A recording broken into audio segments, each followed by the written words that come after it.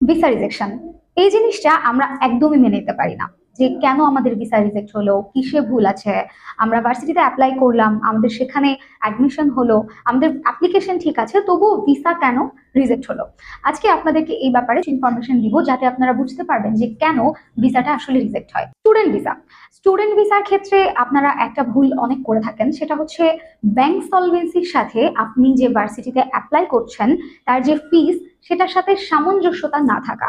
আপনার ব্যাংক সলভেন্সিটা আপনি দেখালেন এমন একটা লো অ্যামাউন্টে, যেখানে আপনার ফিসটা, আপনি যে ভার্সিটিতে অ্যাপ্লাই করছেন সেটার বাৎসরিক ফিসটা অনেক বেশি, কিন্তু আপনার ব্যাংক সলভেন্সিটা সেরকম ভাবে দেখানো না। এতে করে ভিসা অফিসার চিন্তা করবে যে আমার দেশে এসে তো পড়তে পারবে না, এই অর্থায়নটা কোথা থেকে পাবে। তখন সে কিন্তু আপনার ভিসাটা রিজেক্ট করবে।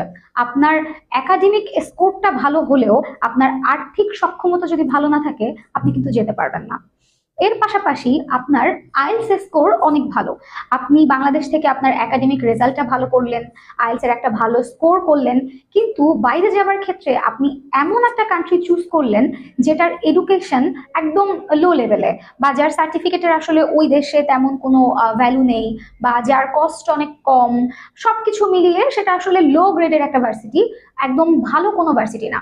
ভিসা অফিসার তখন ভাববেন যার এক্সট্রা কারিকুলার অ্যাক্টিভিটিস এত ভালো, একাডেমিক রেজাল্ট এত ভালো, যার আইএলটিএস স্কোর এত ভালো, সে কেন একটা লো গ্রেডের ভার্সিটিতে যাচ্ছে, সে কেন এমন একটা ভার্সিটিতে যাচ্ছে যে যেটার কোনো ভ্যালু নেই সার্টিফিকেটের, বা যেটার একাডেমিক এডুকেশন সিস্টেমটা ভালো না।